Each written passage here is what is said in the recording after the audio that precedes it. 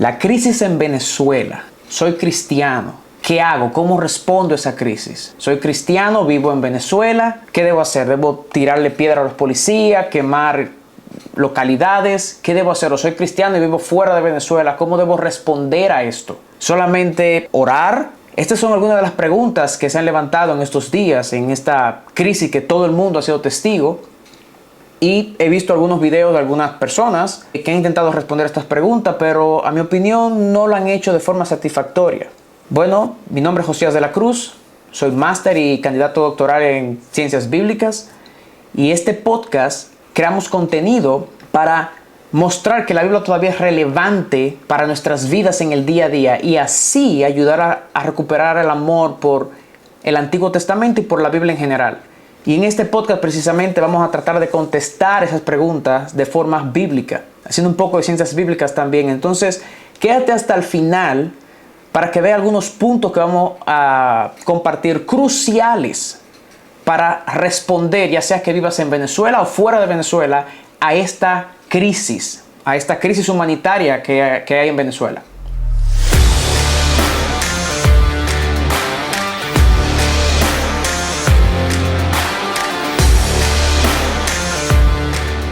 La respuesta tradicional que se ha dado a esta crisis es que debemos orar y debemos recordar que Jesús es Rey, lo cual son dos cosas ciertas que yo abrazo y creo.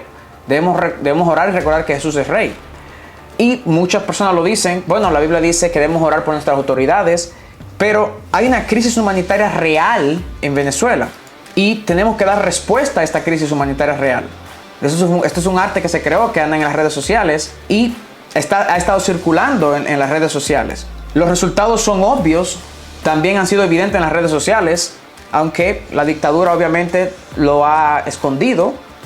Y aquí tenemos resultados del 82% precisamente de las actas que han salido, y ha sido abrumador, ha sido evidente lo que ha estado ocurriendo.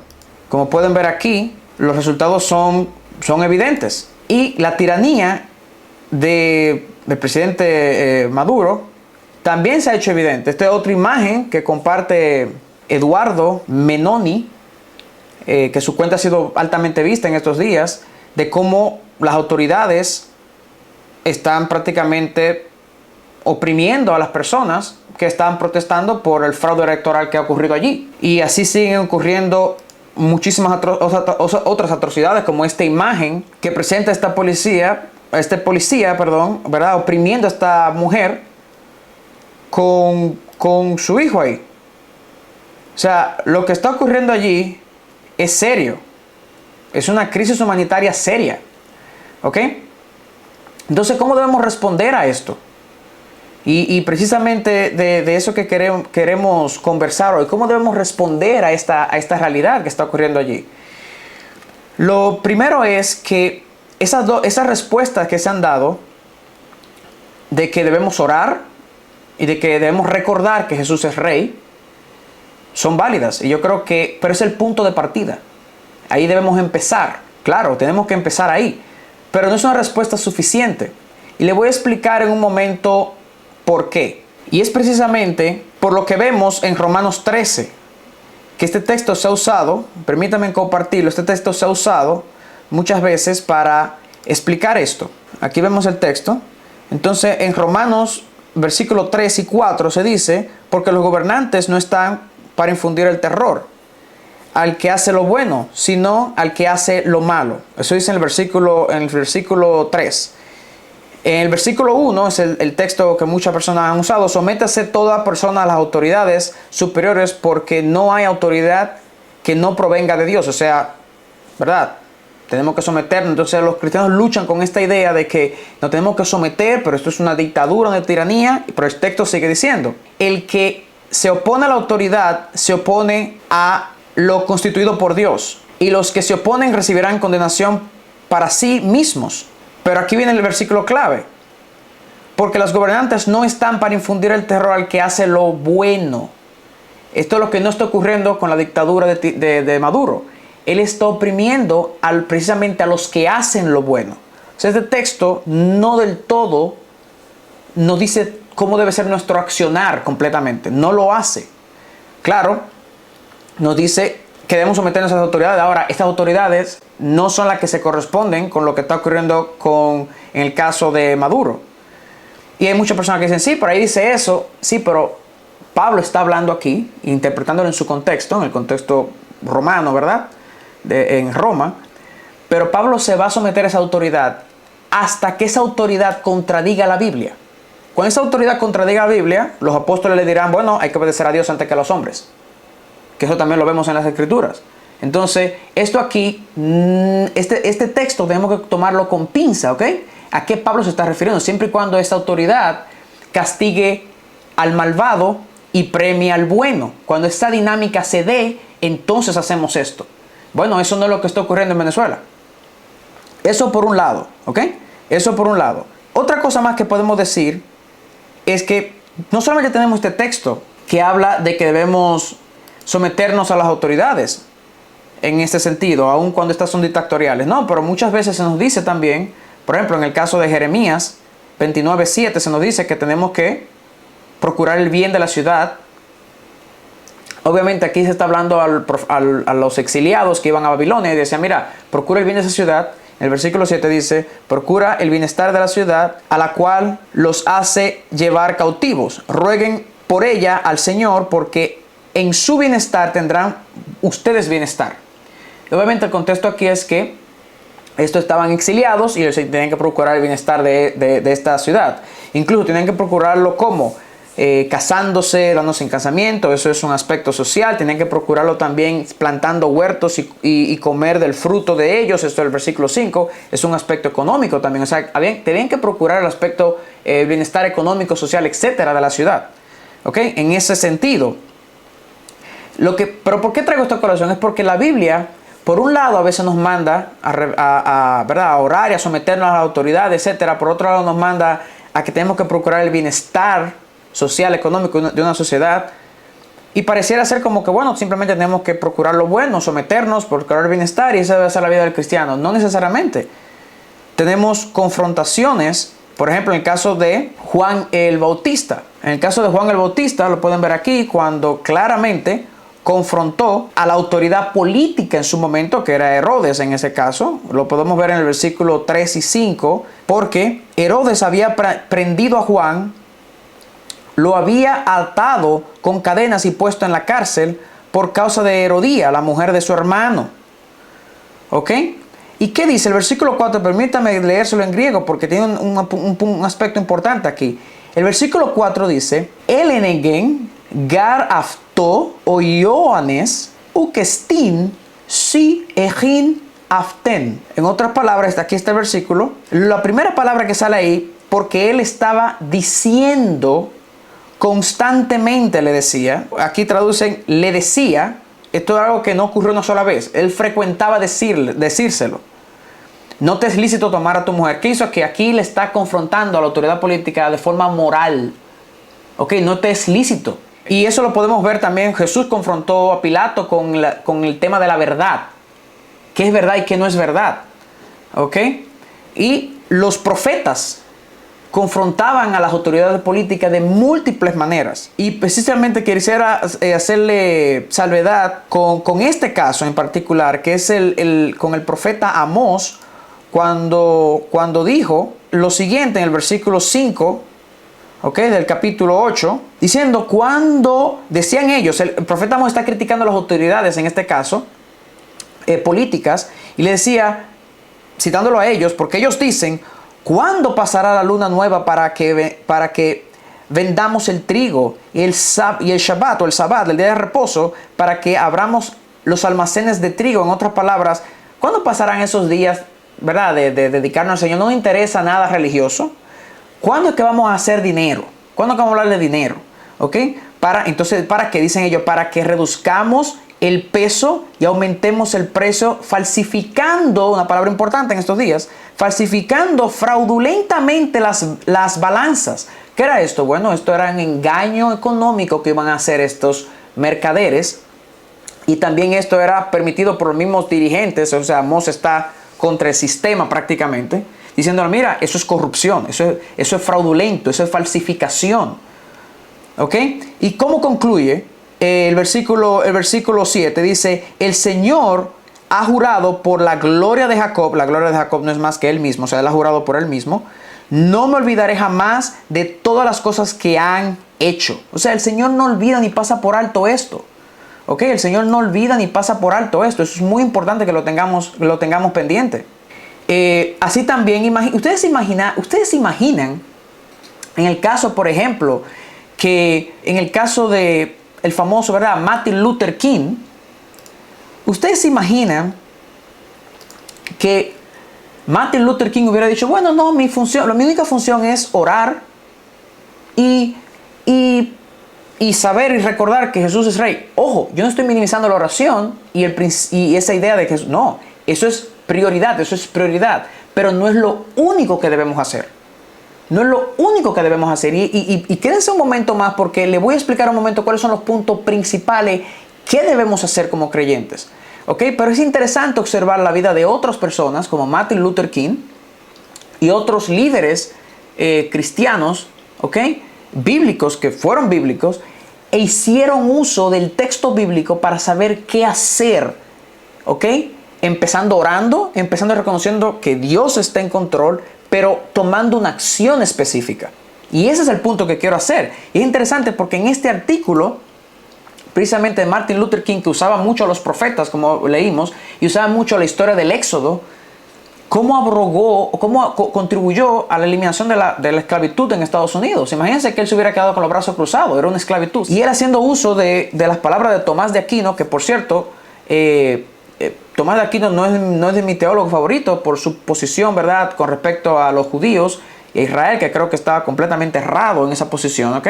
Pero en este punto tiene una verdad que simplemente explica y dice, aquí está subrayado en este artículo de Tidings, Shalom Tidings, para que puedan verlo mejor, dice, lo que justifica a una ley práctica y cotidiana es que de alguna manera expresa los principios de la ley moral, que a su vez reflejan de la propia mentalidad de Dios. Se reflejan de la propia mentalidad de Dios. Por lo tanto, King, en este artículo dice, el autor dice, King concluyó que las leyes positivas injustas, tales como las regulaciones que Jim Crow, que él mismo estaba impugnando, no son solo leyes malas, sino que son inmorales y finalmente ofensivas para Dios. En otras palabras, lo que Martin Luther King decía y Tomás de Aquino decía también era que las leyes eran válidas y buenas siempre y cuando se correspondían a una ley moral y a una ley natural dada por Dios. ¿Ok? Eso es muy, muy, muy importante. O sea, aquello que no pertenezca a la ley moral que está en el interior de cada ser humano, que corresponde y se puede corroborar con las escrituras fácilmente, o a la ley natural, también una ley natural, era inmoral y era algo que a Dios le desagradaba. ¿Ok? Entonces, en ese sentido, los seguidores de Jesús debemos, y con esto, aquí vamos entrando a los puntos clave, los seguidores de Jesús debemos debemos abogar por restaurar dos cosas: principios y orden. Principios y orden. ¿Ok? ¿Qué nos referimos por principios? Principios nos referimos a principios de moralidad, como los tantos que le he citado, principios de verdad, como lo que habló Jesús con Pilato. O sea, todo lo que sea moral, verdad. ¿Y qué es verdad? Todo lo que se corresponde a la realidad. El hecho de que diga un hombre, no, yo soy mujer. No, eso es un disparate, eso no es verdad. Entonces yo no puedo abogar por eso en ningún sentido de la palabra. Todo lo que sea verdad o moralidad, yo debo abogar por eso. Esos son principios. Debo abogar por orden. ¿A qué nos referimos con orden? Nos referimos a un orden social o económico, como le mostraba con los profetas, como le mostraba con otros textos que hablan de un orden social y económico. Yo debo abogar por esas cosas. Entonces, yo debo abogar por principios y orden. ¿Qué significa eso? Bueno, que si abogar por principios y orden implica votar en contra de un dictador, yo debo votar en contra de un dictador. Si abogar por principios sin orden implica que yo voy a hacer uso de mis redes sociales para tratar de derrocar una dictadura que no es moral ni tiene principios, yo debo abogar por eso. O sea, yo debo abogar Bogar por principios y orden significa que yo debo bogar, si yo implica votar, yo no puedo votar por una persona, ¿ok?, que vaya en contra de ese principio y ese orden. Sería un absurdo y los cristianos están haciendo eso por doquier, ¿ok? Entonces tú dirás, bueno, José, pero ¿cómo yo sé, con esto voy cerrando, cómo yo sé que no estoy peleando en contra de Dios? Y porque Dios dice que Dios pone y quita reyes. Ese rey está ahí fue porque Dios lo puso ahí. ¿Cómo yo voy a saber que no estoy peleando en contra de Dios? De que Dios no puso ahí. Porque siempre y cuando yo pelee en contra de lo que es antimoral y antiorden, yo voy a estar a favor de Dios. Porque Dios es moral y es de orden. Debemos conocer a Dios para entender exactamente de qué forma Dios operaría. Si vemos, por ejemplo, Deuteronomio 32, versículo 4, se nos dice lo siguiente, y cito: Él es la roca cuya obra es perfecta. ¿De quién está hablando? De Dios. Porque todos sus caminos son rectitud. Él es Dios fiel, quien no hay iniquidad, es justo y recto. Siempre y cuando que yo batalle y gaste mis fuerzas para traer justicia al pobre, justicia al huérfano, yo voy a estar peleando a favor de Dios. Siempre. Jesús lo dijo muchas veces a sus discípulos: vayan, pero no se olviden de los pobres. Jesús lo dijo en otra ocasión por boca del apóstol Jacobo, que le llaman Santiago, pero su nombre realmente fue Jacobo. Lo dijo claramente. ¿La verdadera religión cuál es? Bueno, aquella que aboga y cuida por el huérfano, el necesitado, la viuda, etc. Bueno, Venezuela está lleno de eso. El país entero está así. Entonces, siempre y cuando yo abogue por esas causas, yo voy a estar en la ola de Dios. Siempre que yo haga eso, yo voy a estar ahí. Es importante porque cuando aquí habla de que Dios es recto y es justo y es recto, usa la palabra tzadik, que tiene que ver con orden también. Es orden, es un Dios de orden, que hace orden económico, social, etc. Entonces, de esta manera yo voy a saber que no estoy peleando en contra de Dios. Y esa idea que he oído de algunos cristianos en las redes también, que dicen, bueno, la salvación ¿verdad?, de Venezuela no depende de un gobierno X o de una potencia X o de un Donald Trump, por ejemplo, sino que depende del Señor. Bueno, sí, es cierto. En última instancia depende del Señor, pero no podemos olvidar que en primera instancia Dios utiliza instrumentos. Por ejemplo, ese tipo de declaración lamentablemente refleja dos cosas. Una refleja que ¿verdad?, Dios no es soberano y que controla los poderes políticos. Eso es una. Y dos, refleja cierta ignorancia de lo que es todo el consejo de Dios. Por eso que tenemos que estudiar la Biblia hebrea o Antiguo Testamento, como lamentablemente se conoce, y también el Nuevo Testamento. Tenemos que estudiar todo el consejo de Dios. ¿Por qué? Porque así vamos a tener una idea general de lo que ocurre. Imagínense que Isaías hubiera dicho algo similar y dice: oh no, la salvación del pueblo de Israel después del exilio no depende de ningún poder político, de ningún Ciro, depende del Señor. No, ¿por qué él no va a decir que no depende de Ciro? Porque él sabe que Ciro era el instrumento. Miren cómo él lo dice en Isaías 45.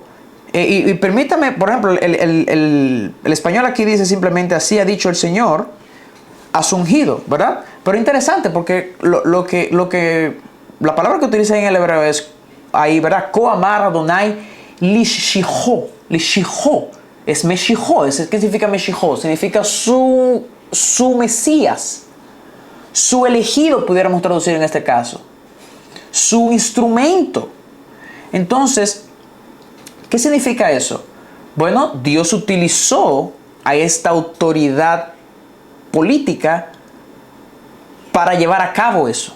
No podemos ignorar la condición también geopolítica de las escrituras.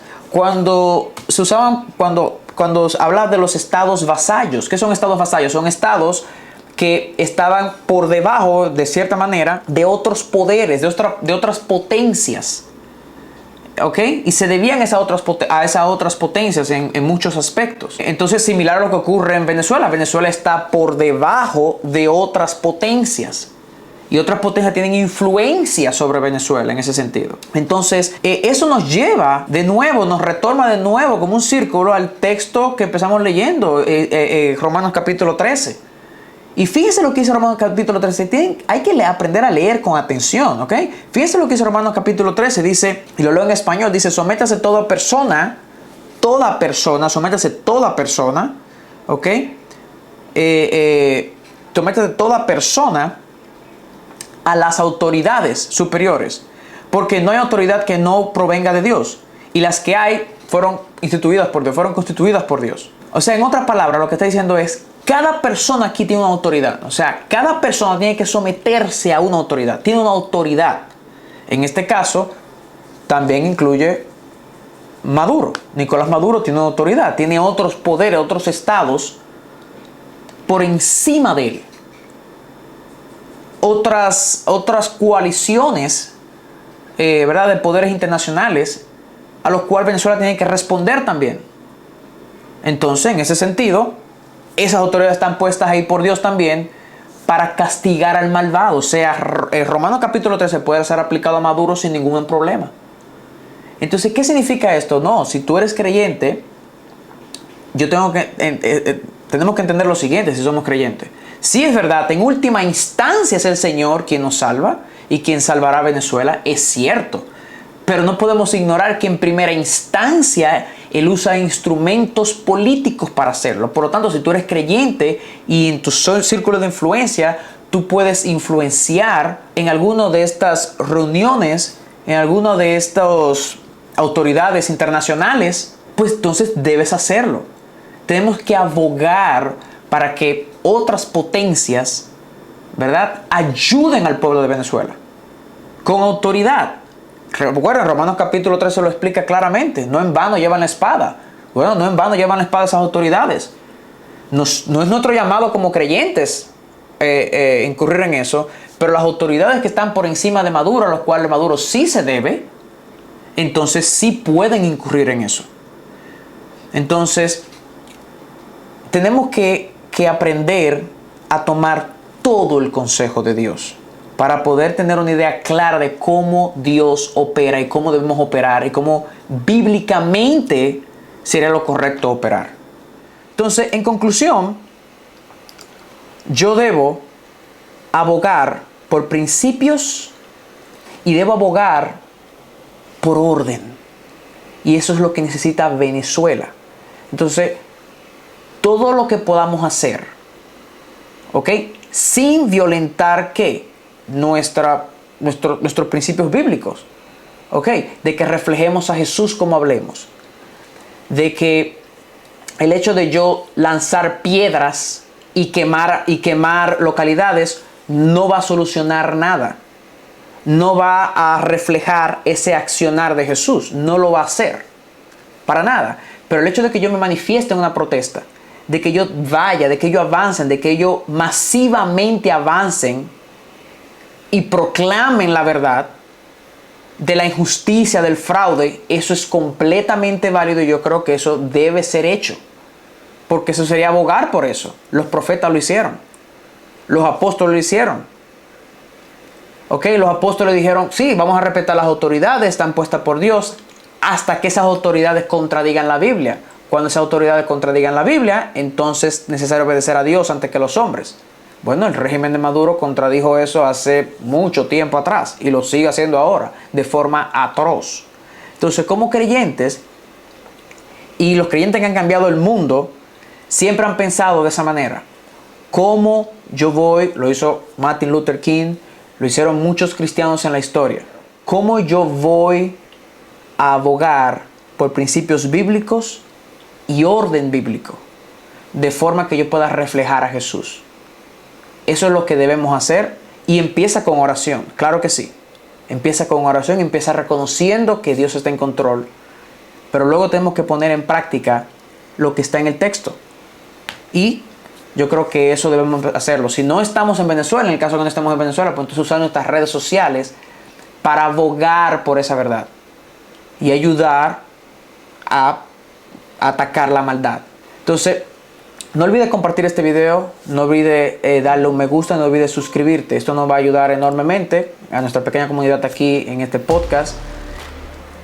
Y compartirlo porque esto es algo que es de altísima necesidad y de altísima urgencia. Mi nombre es Josías de la Cruz. Bendiciones.